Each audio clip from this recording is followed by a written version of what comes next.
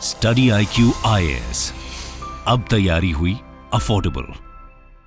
नमस्कार दोस्तों, study IQ देख रहे हैं आप और मैं हूं वरुण जौहरी।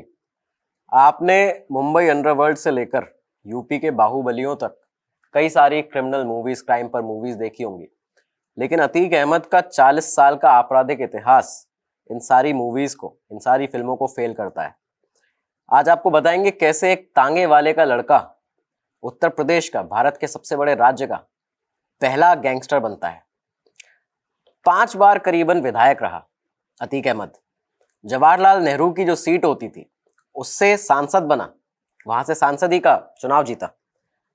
उसके बाद भी कभी भी वो अपनी जो माफिया छवि थी उसे खुद से मिटा नहीं सका, उससे दूर नहीं रह पाया। करीबन 150 मुकदमे उस पर लगे उसके पूरे आपराधिक इतिहास में, लेकिन कभी भी कोई की विटनेस, कोई गवाह उभर कर सामने नहीं आता था। खौफ इस तरह का था कि इलाहाबाद में उस समय अगर कोई भी बस चलती थी तो उसके ऊपर जरूरी था कि एक नाम लिखा हो और वो नाम हो अतीक अहमद का। आज आपको बताएंगे अतीक अहमद के पूरे आपराधिक इतिहास के बारे में। आपने तमाम सारे वीडियोस अतीक पर देखे होंगे, लेकिन इतना डिटेल वीडियो और ऐसे ऐसे उसके अपराध जो कभी सामने आ नहीं पाए, ये सारे आज हम आपके लिए लेकर आए इस वीडियो में। तो शुरुआत करते हैं आज के एपिसोड की। साल था 1960, करीब 1960 का दौर था। प्रयागराज उस समय इलाहाबाद हुआ करता था और इलाहाबाद में ही, पुराने इलाहाबाद में एक मोहल्ला था चकिया। तो चकिया मोहल्ले में वहां पे एक तांगे वाला हुआ करता था, रेलवे स्टेशन से लोगों को शहर में लाता था। तांगे वाले का नाम था फिरोज। काफी दबंग किस्म का इंसान था, लोग डरा करते थे उससे भी, क्योंकि काफी लड़ाकू भी था और लोग उसे पहलवान के नाम से भी जानते थे। तो फिरोज तांगे वाले के घर पे उसका एक बेटा होता है। करीबन 1962 की बात है। 1962 में उसका बेटा हुआ, घर का बड़ा बेटा। नाम रखा गया अतीक अहमद। पढ़ाई में मन था नहीं लगातार, क्योंकि संगत भी बुरी थी शुरुआत से ही, तो पढ़ाई में मन लगता नहीं था और इसी के साथ जैसे तैसे 10वीं के एग्जाम दिए, लेकिन 10वीं में 10th क्लास में फेल हो जाता है। अब ये फेल हुआ 10th क्लास में, ये साल था 1979। 17 साल की महज उम्र थी। 10वीं में फेल होने के बाद आगे इसने पढ़ाई अपनी छोड़ दी, आगे पढ़ाई की नहीं। और उस समय इलाहाबाद में, क्योंकि वो जो दौर था 1979 का, 80 का दशक आने वाला था, तमाम कॉलेज की राजनीति, तमाम नए उद्योग और गुंडई जो थी वो बढ़ती जा रही थी पूरे इलाहाबाद में, उत्तर प्रदेश में। और यही गुंडई का जो चस्का था वो लगा अतीक अहमद को। चकिया मोहल्ले में उसने अपना एक, घर के आसपास के कुछ लड़के जो उसकी बुरी संगत थी, जो उसके साथ के लड़के हुआ करते थे, उसी के सेम उम्र के, हम उम्र लोग, 17-18 साल के लड़के, इनका एक गैंग बनाया। और ये लोग शुरुआती दौर में इन्होंने अपराध इस तरह से करने शुरू किए कि किसी से छीना झपटी कर ली, और जो रेलवे, वहां पे रेलवे का जो स्क्रैप होता है, कबाड़, उसको ये लोग चुराते थे, कोयला चुराते थे। अब यही साल था 1979। इसी काम के दौरान, रेलवे का जो ये कबाड़ चुराते थे, इसी के दौरान अतीक अहमद का एक विवाद होता है एक मोहम्मद गुलाम नाम के शख्स के साथ। ये आदमी भी इसी काम में इन्वॉल्व था, ये जो कबाड़ चुराने का काम है यही वो करता था। इसके साथ में अतीक अहमद का विवाद हुआ और मैं 17 साल की उम्र में अतीक अहमद ने चकिया मोहल्ले में ही इस आदमी को मार दिया। चाकू घोंप कर उसकी हत्या की गई थी। मैं 17 साल की उम्र में अतीक अहमद पर मामला दर्ज होता है 302 का, मर्डर का। यह मामला था जो जिस थाने में ये दर्ज हुआ वो था खुलदाबाद थाना, और यहां पे मामला 302 का दर्ज होता है। मामला संख्या, जो मुकदमा संख्या थी वो थी 431/79। और इसके बाद, इस संख्या के पहले मुकदमे के बाद, अतीक अहमद लगातार अपने ऊपर तमाम मुकदमे लगवाता गया। 80 का ये वो दशक था, वो दौर था जिस समय पुराना इलाहाबाद जो हुआ करता था, जो पुराने इलाहाबाद में एक बहुत ही नामी डॉन था, शौके इलाही, जिसे चांद बाबा भी कहते थे। ये एक बहुत दुबला पतला सा लेकिन बहुत खतरनाक आदमी था। पुलिस इतना ज्यादा खौफ खाती थी उससे कि उसके इलाके में जाती नहीं थी। चांद बाबा का थोड़ा शुरुआती इतिहास में आपको बताऊं तो, चांद बाबा ने उसका एक भाई हुआ करता था जिसे एक बीमारी हुई। इसके बाद एक शख्स ने इसको बताया चांद बाबा को कि आप अपने भाई को एक मौलवी, एक बाबा के पास ले जाएं, वो उसे झाड़ फूक करेगा और दवाई देगा, वो ठीक हो जाएगा। चांद बाबा ने ऐसे ही किया। ये उसे उस हकीम के पास में ले गया और उस हकीम ने उसको दवाई दी, झाड़ा फूका, लेकिन इसका भाई उसके बाद मर जाता है। इसके बाद चांद बाबा ने अपना पहला मर्डर किया था। उसने उस हकीम को मारा। उसके बाद जो आदमी उसे ले गया था उस हकीम के पास में, जिसने बताया था कि अपने भाई को वहां ले जाओ, उसको मारा, उसके भाई को मारा। इस तरह से 3 मर्डर सबसे पहली बार अपने आपराधिक इतिहास में चांद बाबा ने किए थे। उसके बाद में वो जेल गया था। तो इस तरह का एक खूंखार और खतरनाक अपराधी था। जेल से बाहर आया, उसके बाद उसने अपना पुराने इलाहाबाद में एक गैंग बनाया और ये गैंग 80 के दशक में आते आते इस तरह की इसकी जो दहशत थी वो ये थी कि पुलिस वाले वहां जाने से डरते थे पुराने इलाहाबाद में। और एक बार इसके एक आदमी को, करीबन 80 के दशक में ही, शुरुआती सालों में, एक आदमी को चांद बाबा के गैंग के पुलिस ने जब पकड़ लिया, उसको जेल ले गई, तो चांद बाबा अपने 15 लोगों के साथ में उस पुलिस स्टेशन में जाके वहां पे बाहर बमबारी कर देता है। ये बम बहुत बनाता था और बम फेंकता ही बहुत सटीक था। चांद बाबा को इसके लिए बमबाज भी कहा जाता था। तमाम गोलीबारी और बमबाजी इसने वहां पे की और अपने उस शख्स को, अपने आदमी को, गैंग के मेंबर को वहां से छुड़ा के लाया था। तो इस तरह का एक क्राइम हिस्ट्री थी चांद बाबा की। तो अब अतीक ने जब 17 साल की उम्र में यहाँ पे 1979 में मर्डर किया और चांद बाबा, उसको पता था, वो भी जानता था कि चांद बाबा एक बहुत ही बड़ा डॉन है एक तरह से पूरे पुराने इलाहाबाद का। तो अपने इस सिलसिले को, अब क्योंकि जुर्म की दुनिया में अतीक आ चुका था, अपने सिलसिले को आगे बढ़ाने के लिए और पुलिस से बचे रहने के लिए, क्योंकि वो जानता था कि चांद बाबा के अगर गैंग में उसका वो ज्वाइन हो जाता है तो वहां पे फिर पुलिस से वो बचा रहेगा, तो ये चांद बाबा का गैंग ज्वाइन करता है। समय के साथ चलते चलते करीबन 1985 के आते आते अतीक अहमद चांद बाबा का टॉप गुर्गा बन चुका था, एकदम टॉप एसेट। उसके गैंग का एक मेन लीडर था एक तरह से अतीक अहमद चांद बाबा के।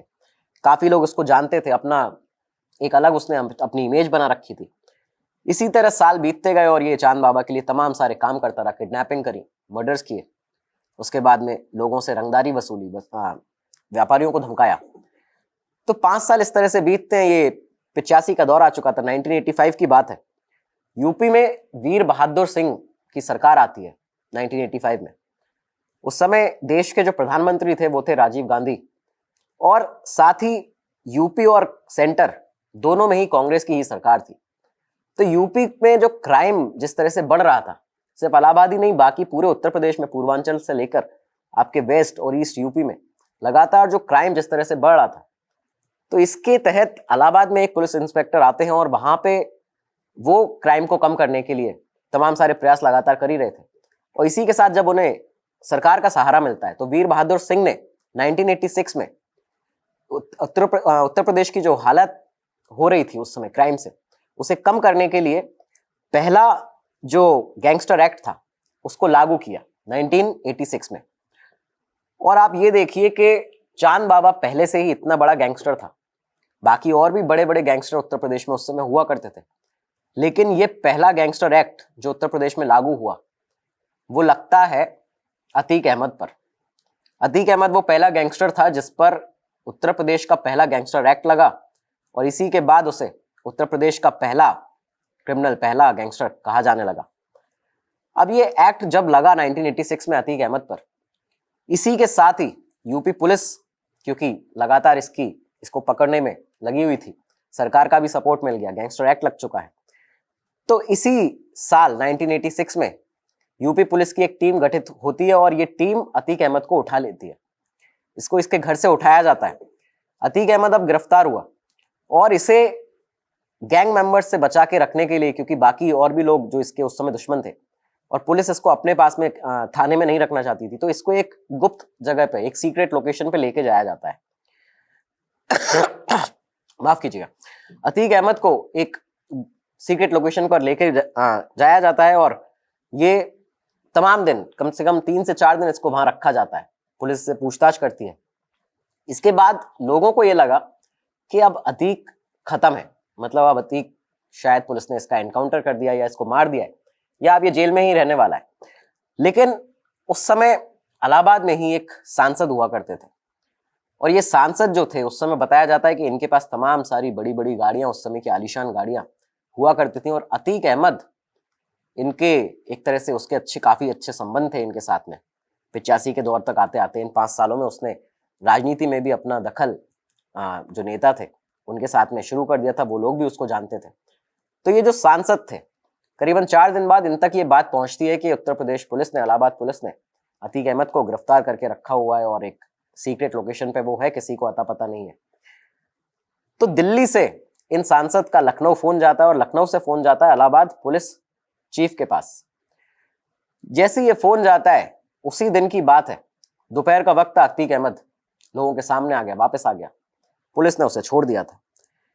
तो अब यहां से अतीक छूटता है, उसके बाद वापस से ये चांद बाबा के साथ में अपना काम शुरू करता है।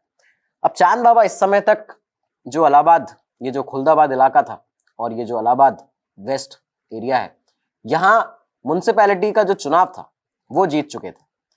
चांद बाबा इस समय म्युनिसिपैलिटी का चुनाव जीतते हैं और यही वो समय था जब अतीक ने ये देखा कि जब आप राजनीति में आ जाते हैं, जब आप नेता बन जाते हैं, तो आपको और ज्यादा सहूलियतें मिलने लगती हैं और अगर आप उसमें क्रिमिनल एक्टिविटीज में हैं तो वो आपके लिए, वहां पे पुलिस भी आपके लिए, आपके साथ में, मतलब आपको सपोर्ट करती है, आपको प्रोटेक्शन देती है एक तरह से, क्योंकि आप नेता बन चुके हैं और उसके तहत आप बैकग्राउंड में अपना कुछ भी गलत काम इस तरह का चला सकते हैं। ये इस तरह की उसकी थिंकिंग थी, ये उस तरह की सोच थी, जो उसने देखा कि चांद बाबा के साथ में सेम इसी तरह की चीज हो रही है कि अब वो नेता भी बन चुका है, पॉलिटिक्स में आ रहा है। तो उस समय अतीक अहमद ने भी चांद बाबा को ये बताया कि वो भी किसी चुनाव में खड़ा होना चाहता है, वो एक चुनाव लड़ना चाहता है। और इसके बाद चांद बाबा को उसने ये बताया कि आगे अगर कोई चुनाव आए तो आप उसको मौका जरूर मिले। तो अतीक अब चांद बाबा से अपनी जो इच्छा थी उसकी चुनाव लड़ने की, वो जाहिर कर चुका था, बता चुका था। तो इसी के साथ में अब 3 साल करीबन बीत जाते हैं। यहाँ से 1989 आता है। अब 1989 ये वो साल था जब चुनाव आने वाले थे। चांद बाबा की जो बढ़ती लोकप्रियता थी, पॉपुलैरिटी थी, और उसका एक रुतबा था कि लोग उसे जानते थे, पहचानते थे, नेता कई सारे बड़े बड़े उसको जानते थे। तो इसी के तहत मुलायम सिंह यादव चांद बाबा को इलाहाबाद पश्चिम सीट से टिकट देने के लिए, अपनी पार्टी समाजवादी पार्टी से टिकट देने के लिए चांद बाबा को ऑफर करते हैं।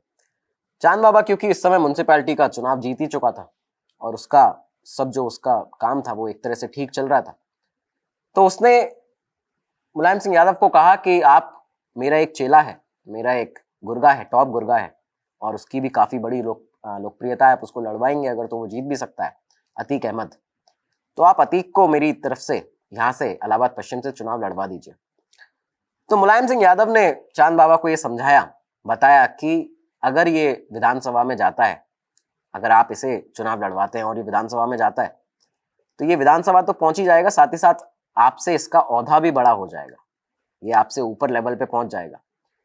तो ये जब बात चांद बाबा ने समझी, उसे पता चला, तो मुलायम सिंह यादव ने बोला कि इसलिए आप ही लड़ो और आप ये चुनाव लड़ो क्योंकि इसका औहदा आपसे बड़ा हो सकता है। तो चांद बाबा ने अतीक से कहा कि तुम पूरा इलाहाबाद छोड़ के कहीं से भी पर्चा भर दो, कहीं से भी चुनाव लड़ लो, लेकिन इलाहाबाद से मत लड़ो, इलाहाबाद से ये जो सीट है इलाहाबाद पश्चिम, यहाँ से मैं लड़ूंगा। ये बात अतीक को बुरी लग गई। उसने, क्योंकि वो मन बना चुका था, वो पिछले 3 साल से लगातार चांद बाबा का एक तरह से देख रहा था किस तरह से नेता बनने के बाद में उसे सहूलियतें मिल रही हैं।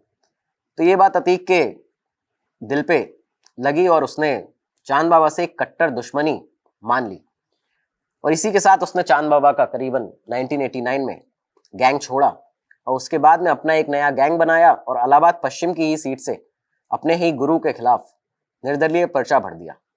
अब इंडिपेंडेंट यहाँ पे अतीक अहमद खड़ा हुआ, चुनाव हुए, वोटिंग हुई। वोटिंग जब हुई तो उसके करीबन रिजल्ट के 4 दिन पहले ही चांद बाबा को ये समझ आ चुका था, ये पता चल चुका था कि अतीक की जिस तरह की पॉपुलैरिटी हो, जिस तरह से उसको लोगों ने इस बार पसंद किया है चुनाव में, वो ये चुनाव जीत सकता है। तो चांद बाबा क्योंकि काफी गुस्से में था तो उसने सोचा कि अतीक को चुनाव से के रिजल्ट से पहले ही मार देना चाहिए। ये बात अतीक के गैंग को पता चल गई थी कि चांद बाबा अतीक को मारने के लिए की फिराक में है, उसकी फील्डिंग लगा रहा है। तो ये बताया जाता है कि एक तरह से पूरा प्री प्लान था ये कि अतीक का जो गैंग था वो इलाहाबाद पश्चिम में ही अपनी उसी सीट में वहीं पे एक ढाबे पर चाय पीने के लिए जमा होता है और ये खबर बकायदा चांद बाबा तक पहुंचाई जाती है। ये बताया जाता है उन्हें कि अतीक का पूरा गैंग और अतीक खुद इस ढाबे पर मौजूद है। चांद बाबा अपने गैंग के कुछ लोगों के साथ में यहाँ पे पहुंचते हैं और उसके पहले ही वहां पे ये इंतजामात अतीक की तरफ से थे कि जैसे ये लोग आए सामने से गोलीबारी शुरू हो गई।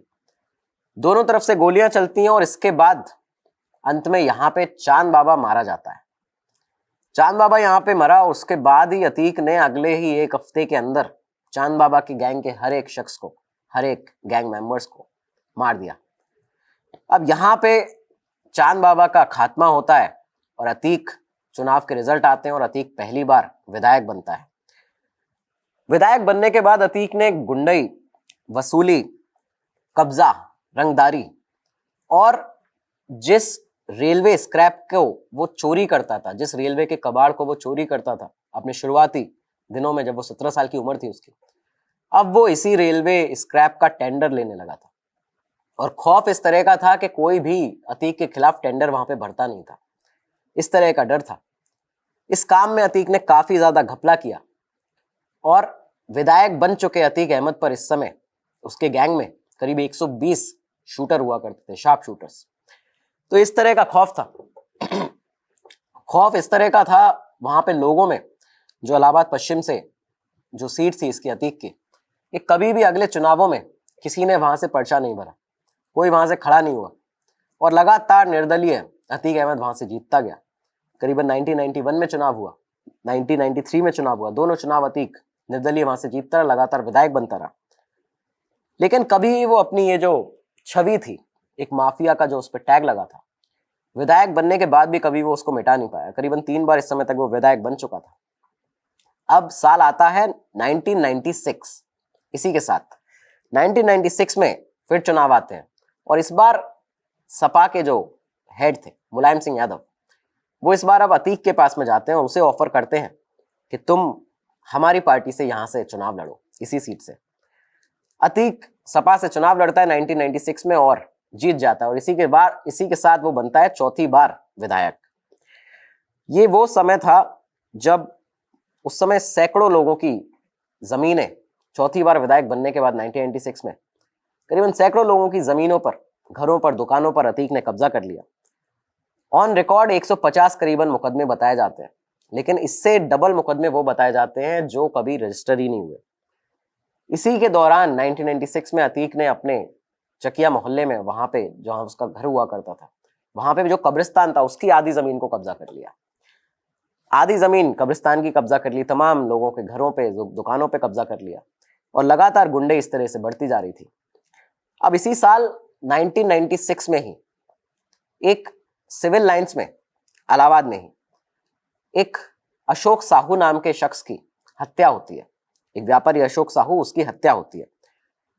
अतीक के छोटे भाई खालिद अजीम उर्फ अशरफ, जिसे अशरफ के नाम से आजकल आप लोग जानते होंगे, बेहद फेमस हुआ वो अपने मौत के बाद। तो जो अशरफ था उसने इस शख्स को, अशोक साहू को मारा था, उसकी हत्या की थी अतीक के गैंग के लोगों के साथ में मिलकर। अब यहां आप अतीक का टेरर देखिए और उसका सिस्टम के अंदर, उस समय वो विधायक जब था तब उसकी पकड़ किस तरह की थी पुलिस के अंदर। आप ये देखिए कि चंदौली थाने में, जहां पे ये जो अशरफ है, क्योंकि अशरफ पहले भी कई मुकदमों में जेल में जा चुका था और तमाम सारे उस पर मुकदमे थे, चार्जेस थे, तो अशोक साहू का मर्डर कराने के लिए अतीक अहमद ने अशरफ को चुना था और अशरफ ने बाहर अशोक साहू का मर्डर किया है। और चंदौली थाने में सेम उसी दिन 19 जनवरी 1996 को अतीक अहमद ने अपना जो पूरा उसका कॉन्टेक्ट्स थे, उनके बलबूते पर अशरफ को जेल में दिखवा दिया। मतलब एक दूसरा शख्स कोई वहां पे अशरफ के नाम से जेल में जाता है और ऐसा बताया जाता है कि अशरफ वहां पे उस दिन जेल में था, जबकि बाहर अशरफ उसी दिन हत्या कर रहा था अशोक साहू की। तो इस तरह का पूरा उसका एक तरह से खौफ था। एक तरह से उसने हाजिरी लगवा दी थी किसी दूसरे शख्स के, अशरफ के नाम पर, जिससे ये पता चले कि अशरफ तो उस दिन जेल में था और बाहर जिसने हत्या की है वो कोई और था। तो इस तरह का उसका पूरा सिस्टम हुआ करता था अतीक अहमद का। इस समय वो सपा में था, समाजवादी पार्टी में। लेकिन अब 3 साल करीबन ये जो अगला चुनाव आने वाला था, 3 साल, इन 3 सालों में मुलायम सिंह यादव के साथ में अतीक अहमद का जिस तरह का कामकाज था, जिस तरह का उसका टेरर लगातार फैल रहा था, तो मुलायम सिंह यादव के साथ में भी उसकी तमाम सारी दूरियां बढ़ती जाती है। इसी के साथ अपना दल, जो अपना दल एक पार्टी है उत्तर प्रदेश की, उस समय नई नई पार्टी हुआ करती थी, आजकल तमाम इस चुनाव में जो उत्तर प्रदेश का चुनाव हुआ उसमें काफी एक्टिव रही। तो अपना दल जो पार्टी थी उस समय, वो अतीक को अपना पार्टी का, पूरा प्रदेश का प्रेसिडेंट बनाती है और उसको ऑफर करती है कि आप हमारी तरफ से चुनाव लड़िए। अतीक ने 1999 में अपना दल को ज्वाइन किया, वहां पे पार्टी प्रेसिडेंट बना पूरे उत्तर प्रदेश का अपना दल का, और साथ में चुनाव भी जीता। और लगातार इसके बाद ये करीबन ये 5वीं टर्म थी इसकी, जब ये लगातार एमएलए बनता आ रहा था। तो अतीक यहाँ पे अब अपना दल में आ चुका था, चुनाव लड़ा, चुनाव जीत गया। उसके बाद अब साल 2002 आता है और 2002 में आती है उत्तर प्रदेश में मायावती की बहुजन समाज पार्टी की सरकार। मायावती हमेशा से अतीक अहमद के खिलाफ थी, क्योंकि उनके प्रतिद्वंदी मुलायम सिंह यादव, बताया जाता है कि वो हमेशा से अतीक अहमद के समर्थन में रहे थे, सपा ने उसको सपोर्ट किया था। तो अब मायावती यहाँ पे ठानती है कि अब अतीक अहमद का जो आतंक है इसको खत्म किया जाएगा। तो तमाम सारे पुलिस वाले इस समय अतीक के पीछे लग गए, सरकार पूरी उसके खिलाफ थी। तो ये रिकॉर्ड में दर्ज है ये आंकड़े कि मायावती की सरकार में अतीक अहमद पर एक दिन में 113 मुकदमे दर्ज हुए थे। एक दिन में करीब 113 मुकदमे अतीक पर दर्ज होते हैं। तो इस बीच अब अतीक को जेल लगातार उसका आना जाना बना रहता था, यहां से जेल आना जाना बना रहता था, कोर्ट में पेशियों पर जाना पड़ता था। तो अब इसी के चलते इस समय इलाहाबाद के अंदर एक बहुत तेज तर्रार बड़े पुलिस ऑफिसर भी आ चुके थे, लालजी शुक्ला। तो अब यहाँ पे वो भी लगातार इसको टाइट करे जा रहे थे, इसको सख्ती बरत रहे थे अतीक के साथ में। तो अब आप एक वाक्य यहाँ पे सुनिए। 7 अगस्त 2002 की बात है, इलाहाबाद हाईकोर्ट में अतीक अहमद की पेशी होती है और इस पेशी के दौरान एक बम धमाका होता है इलाहाबाद हाईकोर्ट में। एक बम ब्लास्ट हुआ, एक छोटा बम ब्लास्ट था, लेकिन इसमें काफी सारे पुलिस वाले घायल हुए। ये बम जहां फेंका गया था वहां अतीक भी था, लेकिन ऐसे फेंका गया था कि अतीक को इसमें नुकसान नहीं हुआ, लेकिन पुलिस वाले घायल हुए। ये बम यहां फेंका गया, इसके बाद मीडिया में ये सब खबरें आई। अतीक ने ये इल्जाम लगाया कि लालजी शुक्ला जो पुलिस इंस्पेक्टर थे, उन्होंने उसको मारने की साजिश की और पुलिस प्रशासन ने और प्रदेश की जो सरकार है मायावती सरकार, उसकी साजिश है कि उसे मारने की, अतीक अहमद को। लालजी शुक्ला पर ये उसने आरोप लगाए। इसके बाद पुलिस ने अब इस मामले की पूरी जांच की। तो अब जब इस मामले की जांच हुई, पुलिस की एक टीम इस पर लगी, तो एक पुलिस की टीम ने एक शख्स को गिरफ्तार किया, इकलाक नाम के। इकलाक उस शख्स का नाम था और इकलाक ने कोर्ट में पूरा बकायदा बयान दिया कि ये जो बम ब्लास्ट था ये खुद अतीक अहमद ने कराया था। अतीक अहमद के पिता फिरोज और उसके भाई अशरफ, इन दोनों ने मिलकर ये बम ब्लास्ट कराया था और इसका मकसद इनका ये था कि जिससे पुलिस पर दबाव पड़ सके, जनता से सहानुभूति मिल सके और इस पर राजनीति हो सके। तो इन सब के चलते अतीक अहमद ने ये ब्लास्ट कराया था। वो लगातार मीडिया में उल्टा ये कहता था कि पुलिस प्रशासन उसको मारने की साजिश कर रहा है, लालजी शुक्ला साजिश कर रहे हैं। इसी बीच लालजी शुक्ला के पास भी जब मीडिया के रिपोर्टर्स गए, उन्होंने कहा कि क्या अतीक आप पर इल्जाम इस तरह के लगा रहा है। तो उनका कहना इसमें यह था कि अगर मैं ये करवाता, मुझे बॉम्ब ब्लास्ट कराना होता तो मैं कराता और अतीक उसमें बचता नहीं। तो एक ये उनका बयान उस समय बहुत फेमस हुआ था। ये सब खैर अतीक की जिंदगी में एक तरह से आम बातें थी। विधायक रहा, उसके बाद में तमाम बार उस समय भी जेल जाता रहा, कोर्ट में पेशियों पर जाता रहा। तो ये सब उसके लिए एक तरह से आम था।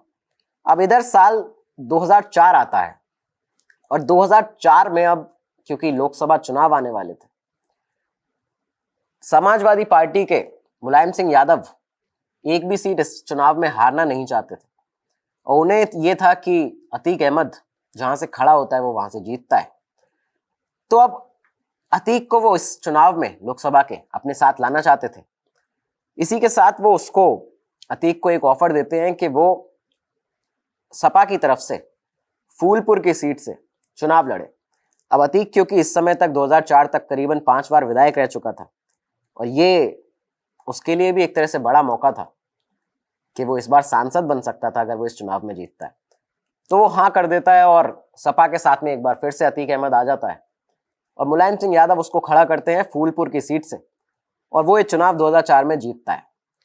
यहां से अब वो जीता और पहली बार अतीक अहमद सांसद बना। अब वो लोकसभा में जाता।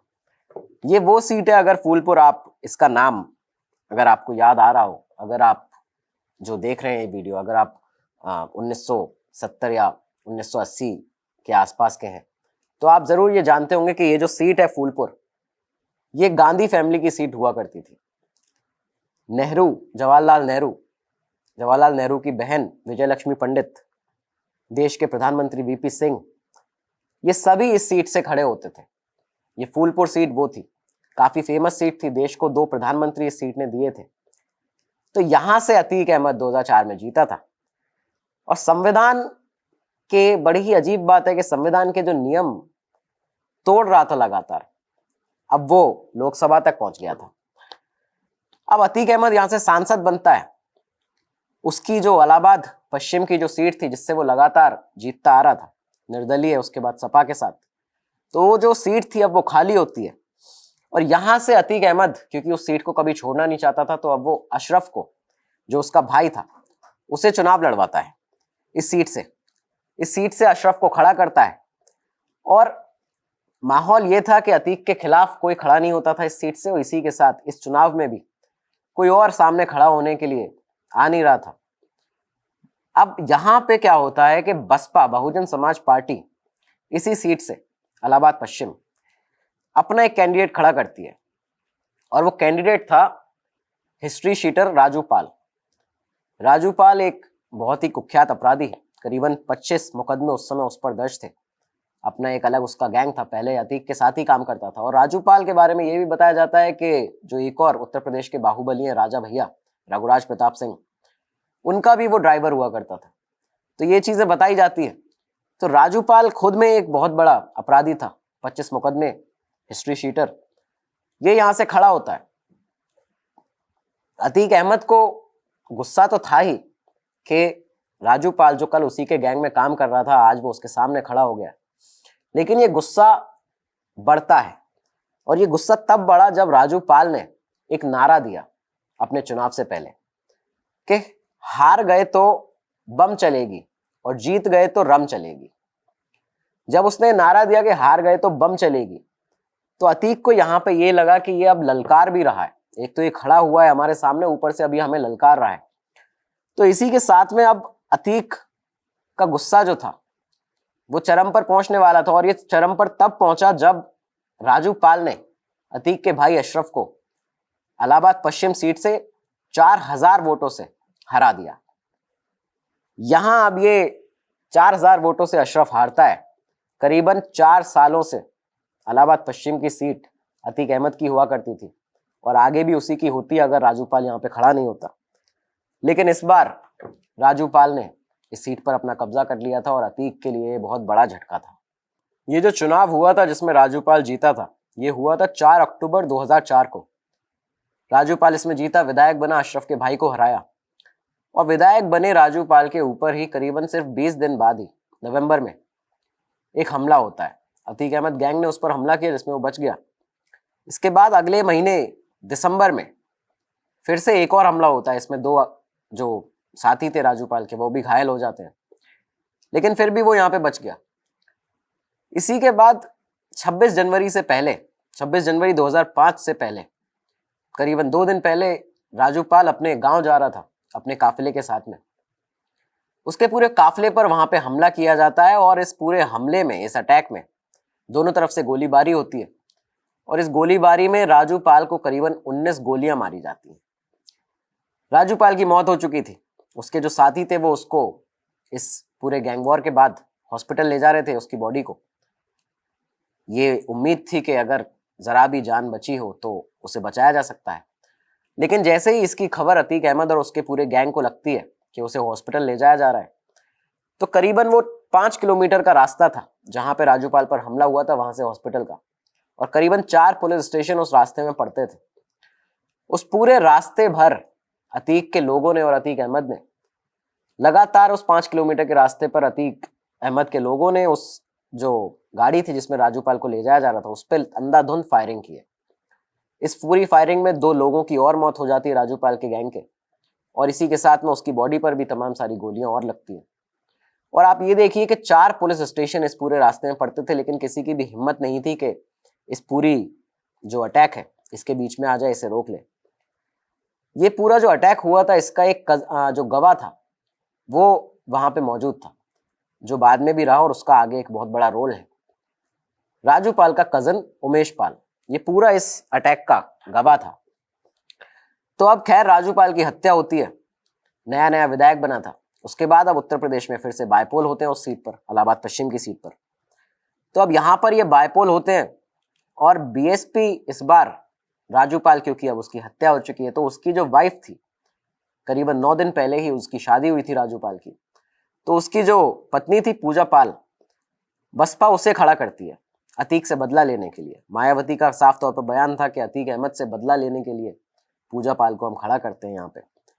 तो अब यहाँ पे पूजा पाल को खड़ा किया जाता है, लेकिन आप ये देखिए कि अशरफ यहाँ पे जो खड़ा था, अतीक का भाई, दोबारा बायपोल में उसी सीट पर, अतीक अहमद का खौफ इस तरह का हो गया था राजू पाल को मारने के बाद लोगों में, कि जो अशरफ 4000 वोट से सिर्फ 2 महीने पहले ही हारा था राजू पाल से, वो इस बार जीत दर्ज करता है पूजा पाल के ऊपर। पूजा पाल को इसमें सिंपैथी वोट भी नहीं मिले, जबकि तमाम बार ऐसा होता था कि वो स्टेज से अपने मेहंदी लगे हुए हाथ दिखाकर रोने लगती थी। जनता को से उसको सिंपैथी वोट मिलने चाहिए थे, लेकिन खौफ इस तरह का था अतीक पर जो सब पर भारी पड़ रहा था। जो उसका भाई 4000 वोटों से हारा था, वो इस बार फिर पूजा पाल से जीत जाता है, सिंपैथी वोट भी उसको नहीं मिलते, और इसी के साथ में अशरफ वहां पे विधायक बनता है। अब साल 2007 आता है, जब अगले चुनाव होने थे, तो बसपा ने एक बार फिर से पूजा पाल को अपना प्रत्याशी चुना और प्रत्याशी बना के उसको उस सीट से, इलाहाबाद पश्चिम की सीट से, अतीक की सीट से खड़ा किया। इस बार लेकिन पूजा पाल ने अशरफ को करीबन 10,000 वोटों से हरा दिया। यहां पे अशरफ हारता है, मायावती की सरकार आती है, और अब यहां से अतीक के जो बुरे दिन थे 2007 से मायावती की सरकार आने के बाद, ये अब वो शुरू होने वाले थे। राजू पाल की हत्या के आरोप में सपा अतीक को अपनी पार्टी से हटाती है। मायावती की सरकार ने पूरा एक चार्टर बनवाया, एक पूरा गैंग का चार्टर तैयार हुआ, इंटर स्टेट 007 नाम जो इसके गैंग का, अतीक के गैंग का नाम था। इसका पूरा चार्टर बना, करीबन 120 लोगों का इसमें नाम दर्ज किया गया, एक पूरी लिस्ट बनाई गई। अतीक अहमद पर खुद 20,000 रुपए का इनाम घोषित किया गया, उसको फरार घोषित किया गया। उस समय करोड़ों की प्रॉपर्टी उसकी सीज हो गई, तमाम उसके गैंग के लोगों को पकड़ा गया। और इस समय आप ये देखिए कि अतीक अहमद सांसद था, लेकिन वो फिर भी अंडरग्राउंड हो गया, वो फरार घूम रहा था। लगातार यूपी पुलिस, मायावती सरकार अतीक अहमद के पीछे थी, और इसी के चलते तमाम दिन फरार रहने के बाद दिल्ली पुलिस को, दिल्ली के पीतमपुरा से एक फ्लैट से खबर आती है कि दिल्ली पुलिस ने अतीक अहमद को पीतमपुरा के एक फ्लैट से गिरफ्तार किया।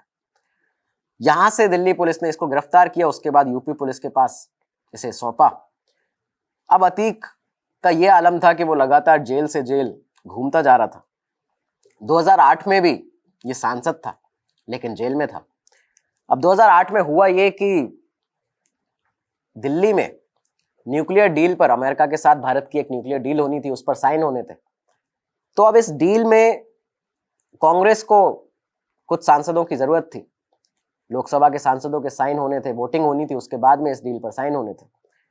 तो कांग्रेस ने सपा से, मुलायम सिंह यादव से सपोर्ट मांगा, और मुलायम सिंह यादव ने अपने 12 सांसद दिल्ली भेजे कि आप कांग्रेस का समर्थन करिएगा और इसमें न्यूक्लियर डील पर साइन करिएगा। तो अब इन सांसदों में नाम अतीक अहमद का भी था। उस समय अतीक अहमद क्योंकि जेल में था, तो इसको सिर्फ न्यूक्लियर डील पर साइन करने के लिए जेल से बेल मिलती है। बेल मिली और ये साइन करने के लिए बाहर आया। उसके बाद में एक बहुत ही हास्यास्पद एक तरह से वो वीडियो है, जब मीडिया चैनल्स को अतीक अहमद, खुद एक बॉम्ब फेंकने वाला, खुद एक अपराधी जिसने तमाम सारे मर्डर किए, तमाम सारे इस पे आरोप है, एक ऐसा अपराधी न्यूक्लियर बॉम्ब पर, न्यूक्लियर डील पर मीडिया के सामने अपनी राय रख रहा था, उन्हें बता रहा था कि ये सही है या नहीं भारत के लिए। तो खैर ये सब चीजें होती हैं। अतीक को इसके लिए बेल मिलती है और वो साइन करने जब लोकसभा पहुंचता है, तो वहां पे अतीक अहमद ने इस डील के अगेंस्ट में साइन किए। उसने वोटिंग इसके अगेंस्ट में की, कांग्रेस के, सपा के।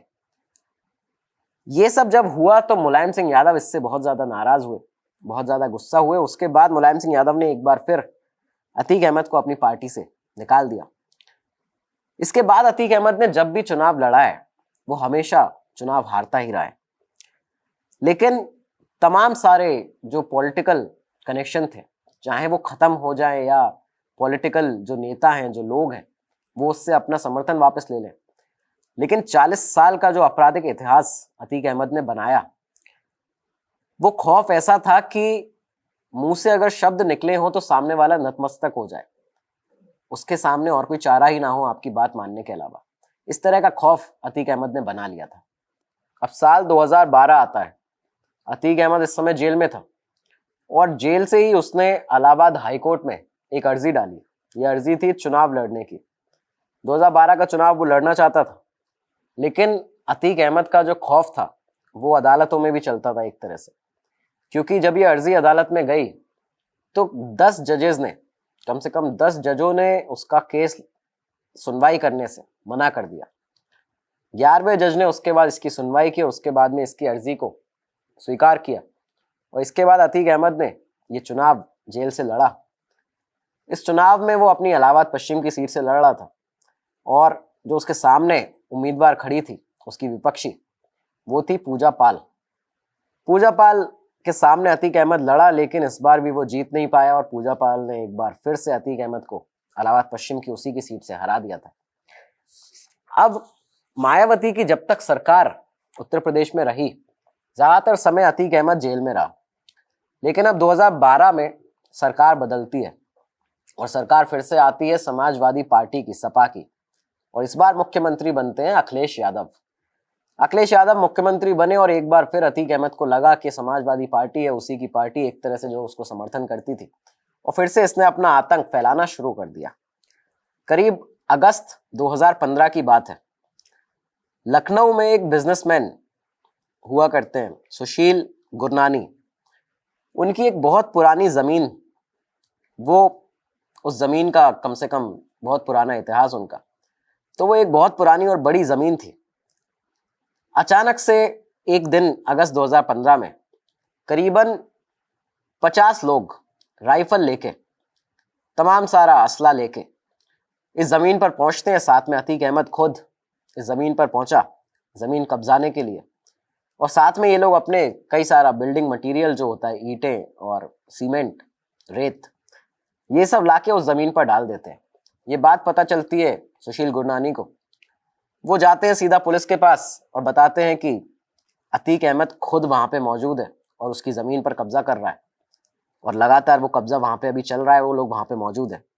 तो उस समय लखनऊ में एक बहुत ही तेज तर्रार पुलिस ऑफिसर हुआ करते थे, बहुत ही शानदार police officer, IPS Rajesh Pandey, बहुत ही फेमस नाम है। तो राजेश पांडे वहां पे पहुंचते हैं, उसके बाद में पूरा जो लॉ एंड ऑर्डर था उसको अपने हाथ में लेते हैं, कंट्रोल में लेते हैं और इस मामले को सुलझाते हैं। अतीक तब तक वहां से जा चुका था। अब अतीक इस बात से इतना ज्यादा गुस्सा हो गया था, इतना ज्यादा उसे गुस्सा आ गया था कि ये राजेश पांडे के पास में जाके उसके लोगों को वहां से हटवा दिया और वो जो जमीन कब्जा कर रहा था वो उसको करने नहीं दिया। तो अतीक को इतना ज्यादा गुस्सा आया कि करीबन 20 लोगों को लेकर उसी दिन शाम को 20 लोगों को लेकर वो सुशील गुरनानी के एक होटल में पहुंचता है, जो उनका एक होटल था, वहां पे पहुंचता है और वहां पे जाके कहता है कि सारे ये जो सीसीटीवी कैमरे लगे इन सबको बंद कर दो, वरना गोली मार के इनको तोड़ देंगे, गिरा देंगे। जब वो एक कैमरे मैनेजर वहां का बंद करता है तो उसके बाद कहता है कि अब मेरी फोटो ले लो, और पुलिस ऑफिसर्स का नाम लेता है, कई बड़े, राजेश पांडे का भी नाम लेता है। कहता है कि इन लोगों को अब ये मेरी फोटो भेज दो और बोल दो कि मैं यहीं पे हूं और देखता हूं मैं कि ये मेरा क्या बिगाड़ लेते हैं। इस तरह का उसका एक ठसक थी, एक बहुत उसको घमंड था इस तरह से।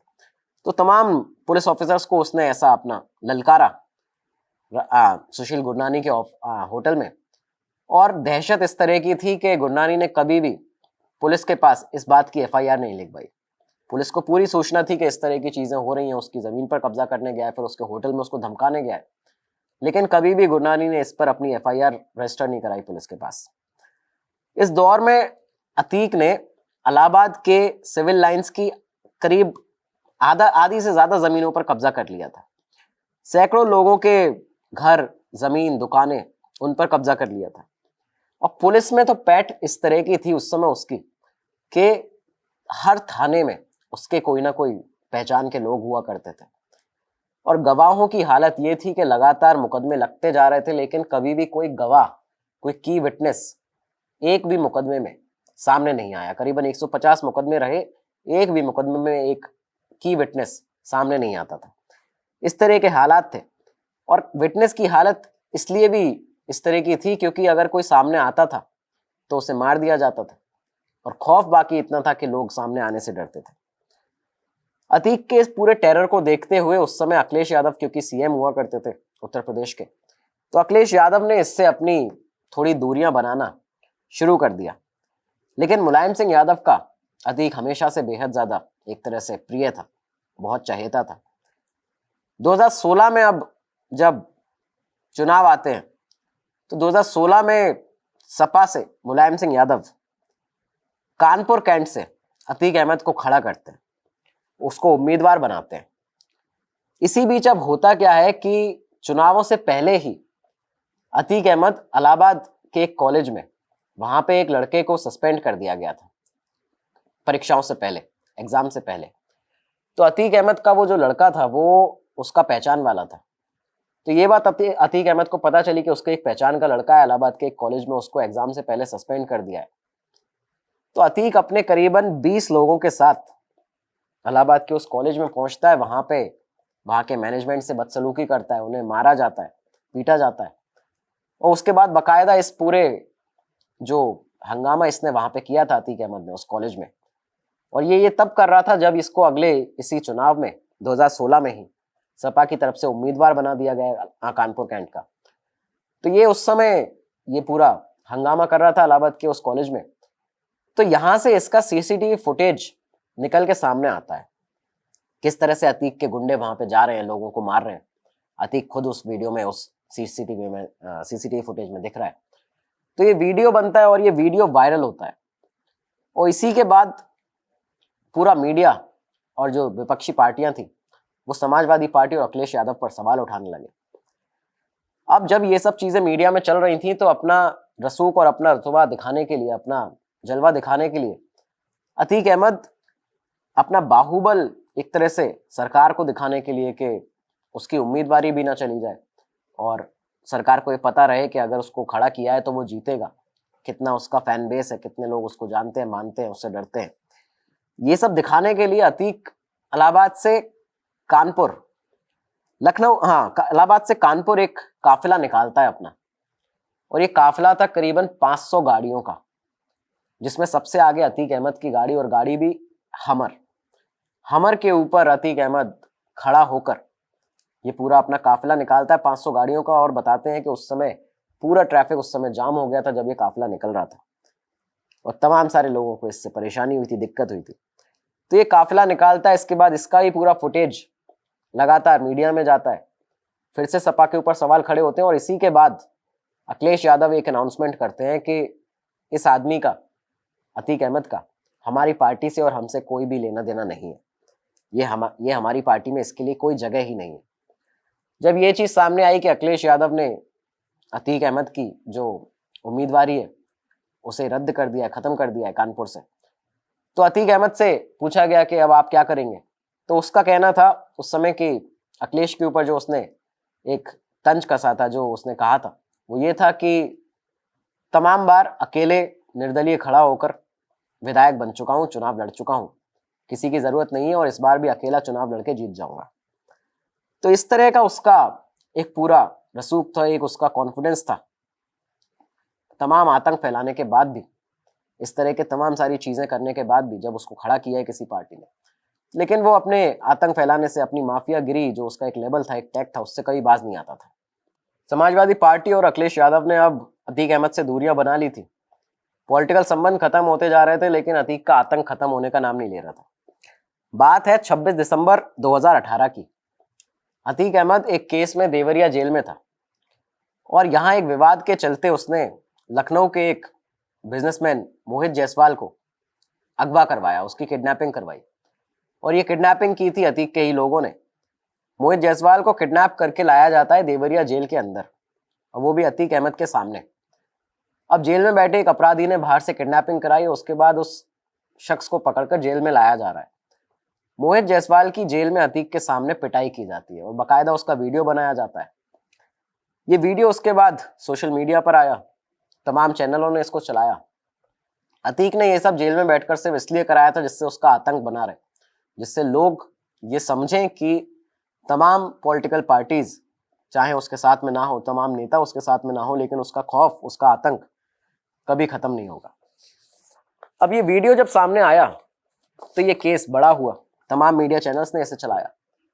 देवरिया जेल से अतीक को शिफ्ट किया जाने लगा और शिफ्ट करके उसको बरेली के सेंट्रल जेल में भेजना था, लेकिन बरेली सेंट्रल जेल के प्रशासन ने अतीक को रखने से मना कर दिया। लोगों का कहना था कि ये तमाम उत्तर प्रदेश में कहीं भी रहेगा, लगातार अपना गिरोह चलाएगा, गैंग चलाएगा यहाँ से। तो बरेली सेंट्रल जेल में के प्रशासन ने उसको रखने से मना किया। अब यहाँ से उसको प्रयागराज के नैनी जेल में भेजा गया। फिर अतीक वहां रहा, लेकिन ये जो देवरिया जेल मोहित जायसवाल की पिटाई का ये जो मामला था कि जेल के अंदर एक अपराधी ने इस तरह से किडनैप करके मारा है, ये सुप्रीम कोर्ट तक पहुंचता, ये मामला बढ़ गया। ये सुप्रीम कोर्ट पहुंचा, यहाँ से सीबीआई ने जांच की और सीबीआई की जांच के बाद में अतीक के बेटे असद और उसके 15 गैंग के मेंबर्स को इसमें दोषी बताया जाता है, उन पर मुकदमा दायर किया जाता है। अब यहां से उन पर मुकदमा दर्ज होता है करीब 23 अप्रैल 2019 की बात है। सुप्रीम कोर्ट ने आदेश दिया यूपी सरकार को कि अतीक अहमद को उत्तर प्रदेश से अब शिफ्ट किया जाए, क्योंकि ये जो है कहीं भी उत्तर प्रदेश में रहेगा तो ये अपना गैंग, अपना जो पूरा इसका आतंक का नेटवर्क है, इसको चलाता रहेगा। तो इसको यहाँ से शिफ्ट किया जाए और इसको यूपी से बाहर भेजा जाए। तो 23 अप्रैल 2019 को जो सुप्रीम कोर्ट का आदेश आया था, उसी के बाद अतीक अहमद को अहमदाबाद की गुजरात में साबरमती जेल में शिफ्ट किया गया। इस बीच उत्तर प्रदेश में क्योंकि योगी सरकार आ चुकी थी, योगी आदित्यनाथ की सरकार थी, योगी सीएम थे, तो योगी आदित्यनाथ का हमेशा से एक माना जाता है कि बहुत बड़ा रोल रहा है उत्तर प्रदेश से क्राइम को हटाने के लिए, अतीक अहमद का खात्मा करने के लिए, एक तरह से उसका क्राइम खत्म करने के लिए। तो उत्तर प्रदेश में योगी आदित्यनाथ की सरकार थी और सदन में योगी आदित्यनाथ ने यह बोला कि जितने भी माफिया समाजवादी पार्टी के संरक्षण में जो रहे हैं या किसी और पार्टी के संरक्षण में रहे हैं, उनको खत्म किया जाएगा, उन्हें मिट्टी में मिलाया जाएगा। इसी के साथ में अतीक अहमद की 70 करोड़ की प्रॉपर्टी योगी सरकार ने नेस्त नाबूद कर दी, खत्म कर दी, उस पर बुलडोजर चढ़वा दिया। ये प्रॉपर्टी खत्म की जाती है। इसके बाद इसके तमाम जो गैंग के लीडर्स वहां पे एक्टिव थे जब ये गुजरात में था जेल में, उन सब लीडर्स को पकड़ा जाता है, उन्हें जेल में डाला जाता है। ये 2019 से करीब 3 साल तक इसी तरह से चलता रहा उत्तर प्रदेश में। तमाम सारे उसके गैंग के लीडर्स को पकड़ा गया, उसकी प्रॉपर्टीज को खत्म किया गया। लोगों को लग रहा था कि अतीक अहमद अब खत्म हो चुका है, लोग इसका एक तरह से भूलते जा रहे थे उसको। लेकिन फिर इसी के बाद फरवरी 2023 आता है। अतीक अहमद पर अब तक 150 मुकदमे लग चुके थे, लेकिन कभी भी कोई की विटनेस सामने नहीं आता था, जैसा आपको बताया।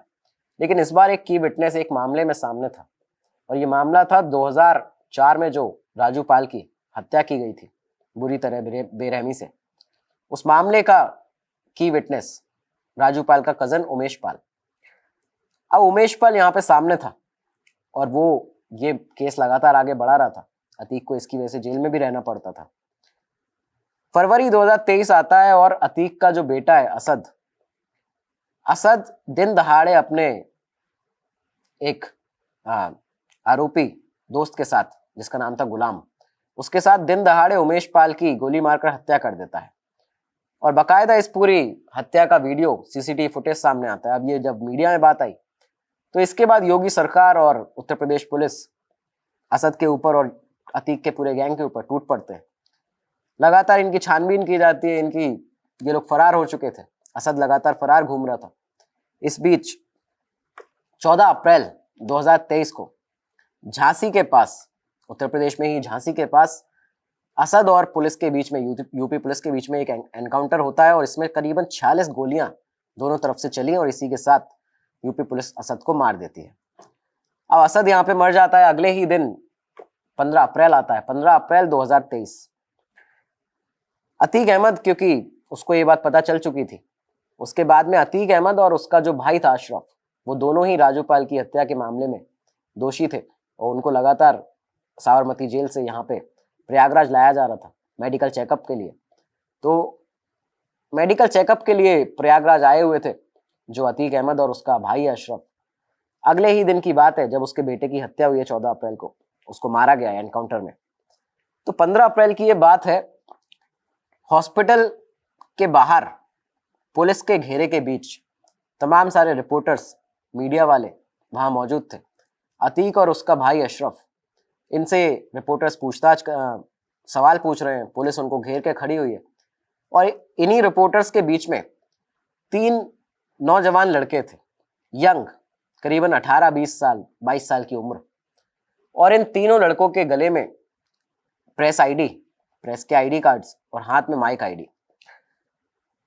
लगातार यहाँ पे रिपोर्टर सवाल पूछ रहे हैं। इतने में करीबन रात का समय था। इन 3 लड़कों में से एक लड़का तुर्की में बनी एक सिगाना पिस्टल लेकर अतीक अहमद की तरफ बढ़ता है और उसके सिर में, उसकी खोपड़ी में उस रिवॉल्वर से फायर करता है। करीबन 10 सेकंड की बात रही होगी कि अतीक अहमद पर फायरिंग होती है। इसके बाद सामने से उसके भाई अशरफ के ऊपर फायरिंग होती है और करीब 18 गोलियां उन 10 सेकंड में चलाई जाती हैं, जिसमें से 9 गोली अतीक अहमद को लगी और 4 गोली अशरफ को लगी थी। इसी के साथ अशरफ और अतीक अहमद दोनों मारे जाते हैं, दोनों को खत्म किया जाता है और इसी के साथ खात्मा होता है एक करीबन 40 साल से चले आ रहे आतंक का। अतीक अहमद का आप एफिडेविट उठाकर देखिए। जो एफिडेविट कभी आप जब चुनाव लड़ते हैं तो आपको जमा करना होता है, उसमें एक मार्कर होता है कि आपके जो क्रिमिनल केसेस हैं वो येलो, ग्रीन या रेड। अतीक अहमद के एफिडेविट में उस मार्कर में वो जो लास्ट एक उसका मीटर होता है रेड, वो उसके अंत तक जाता है। करीबन 46 मुकदमे उस पूरे एफिडेविट में उसके खिलाफ लिखे हुए हैं, अतीक अहमद के खिलाफ। ऐसी कोई धारा नहीं है क्राइम की जो उसमें उस एफिडेविट में लिखी ना हो। और ऐसे अपराधी को, ऐसे आरोपी को हमारे देश में 150 मुकदमे उसके खिलाफ होने के बाद भी सजा नहीं मिल पा रही थी। क्यों? क्योंकि गवाह सामने नहीं आता था। अतीक अहमद को जिस तरह से मारा गया है, ये आप लोग कमेंट सेक्शन में जरूर बताएं कि अतीक अहमद को जिस तरह से मारा गया, उसका असैसिनेशन हुआ, क्या ये सही तरीका था उसे सजा देने का या नहीं? ये आप लोग कमेंट में जरूर बताइएगा। हम आपके लिए अगले वीडियोस लेकर आते रहेंगे। तब तक के लिए दीजिए इजाजत। नमस्कार, धन्यवाद, जय हिंद। स्टडी IQ IAS, अब तैयारी हुई अफोर्डेबल।